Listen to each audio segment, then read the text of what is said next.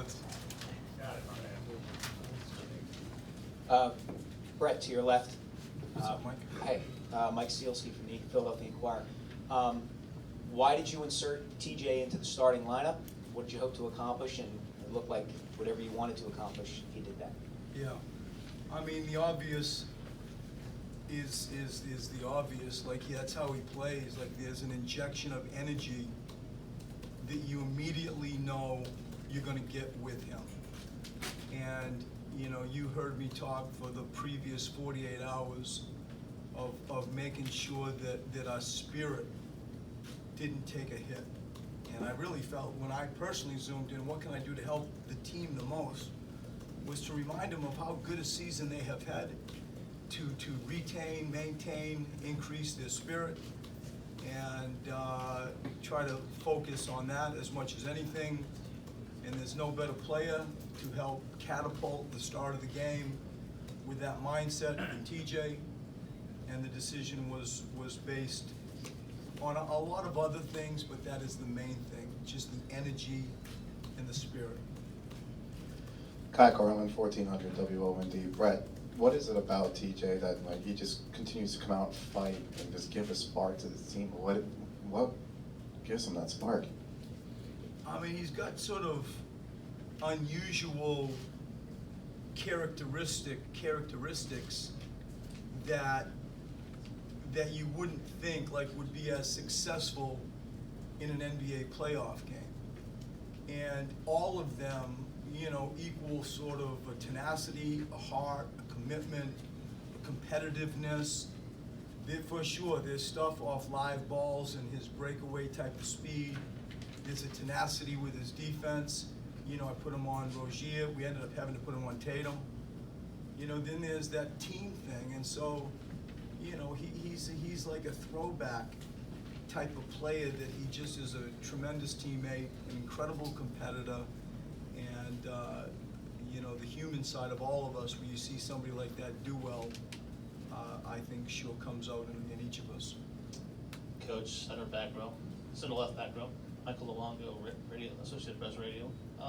It seemed like this game kind of mirror images the last few games of your regular season, where you took some shots early and then you guys found a way to kind of take over the second half tonight. Just talk about the way you guys kind of, again, took those shots early and got it done and took control. I mean, I think if you go to the defensive end, I thought we were solid defensively for the most part. I think the volume of threes that ultimately they were able to get up is still a little bit disturbing. I think our first shot defense, to hold them to however many offensive rebounds they ended up at, I don't believe it was many, you know, 6. Like, that's a good commitment. And so when there was an abundance of rebounds to get, our first shot defense was pretty good. And, you know, I think the attention to the three-point line is always on my mind. Offensively, the thing I think I'm most pleased with and most stood out is, if you look at like the distribution of shots, and you look at 24 assists on 38 made baskets in a relatively low-scoring game, and then you say you really didn't have that many turnovers, like, those things alone are impressive for us, because, you know, sometimes in the past they have haunted us. That's how I see the game, you know, and then in the light of day. Brett, Sarah Todd, Philadelphia Inquirer, Philly.com. What did you see that allowed Dario to get going tonight in a way that he hadn't in the previous 3? I mean, he made some long twos. I think there was a toughness, you know, not that dissimilar to TJ. You know, when you start looking, he was 9 for 17, you know, 8 rebounds, 4 assists, you know, just solid. And there were lots of similar things that I just would have declared about TJ that you could equally say about Dario. And those types of people that care for their teammates, that are proud to be a Philadelphia 76er, it means something. It means something. Are priceless. And both of those guys tonight really showed, I think, that type of spirit. John Marks, Boston Globe. Were you a little more eager to go inside and not necessarily keep taking threes and just try to work more in the paint and get, whether it's Ben or or Joel, or not as much go through the threes? Yes, we were. We hoped that that would equal a three, though. You know, maybe if you went inside, you could like collapse their defense and you know, more threes could be generated. They're an elite defensive team, and you know, positionally, they are an A+ to me, and they are versatile in a way that we haven't experienced this year. We feel every bit of every offensive possession where you're wondering, how are you gonna score, really? And, you know, Joel at times ends up the most obvious answer, but, you know, Baines and Al especially have done a great job. And so we try to, you know, go inside as much to generate some threes as you would to just simply go inside. Brett, Martin Frank, Delaware News Journal, over here. Here, right here. I know you talked about why you decided to start TJ, but when did you decide to start him, and when did you tell him? I mean, over the course of the past, 48 hours, you know, since we lost game 3, you know, you understand that there is no more wiggle room. You know, like you lose and your season is done, and that's a daunting statement for all of us because the group is close together. We feel like we have more to give, and we're fighting. You know, like we want to stay alive. And when you started assessing like where are the problems, there are some problems matchup wise that we start the game with. You're always wondering who has Rozier as an example. And I think that Brad and the Celtics do a good job of finding a mismatch and punishing that. So it was born out of a defensive thing as much as anything.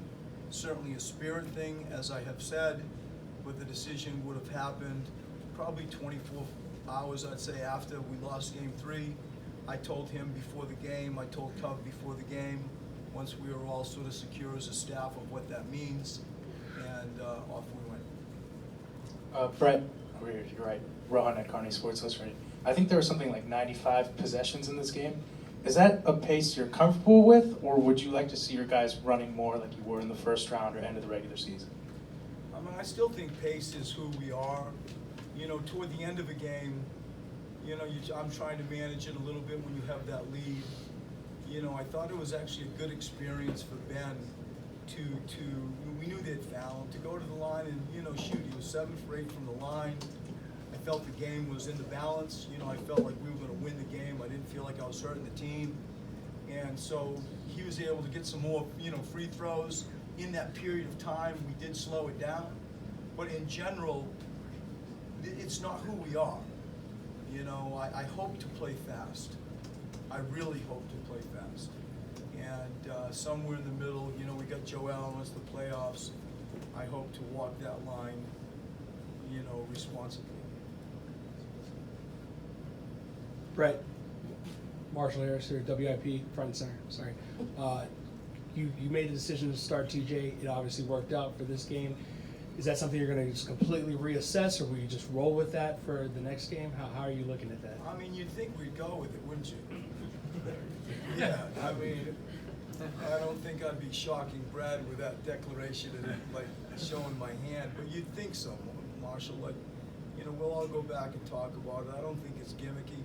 I think it's real, and I would suspect that we would. And how did Robert Covington handle that news, and what did you think about his play tonight compared to maybe the first 3 games of the series? He's an amazing teammate, like a genuinely good person. And he handled it like I knew that he would, incredibly supportive, whatever it takes to win. You know, we came to this building with our bags. We're leaving tonight. Everybody packed in bags with the mindset that we're gonna win and we're gonna fly to Boston. And Robert Covington, you know, sort of epitomized that spirit. You know, when I'm watching him on the bench and interacting with TJ once he learned the news. I thought Cov tonight defensively was excellent. I think he had, 4 assists. You know, when I look at it, I thought he was really good in areas that, you know, others might not pay attention to. He's a great teammate. He's one of ours, has been one of ours for a very long time. And a little bit like Dario and TJ, he loves being a Philadelphia 76er.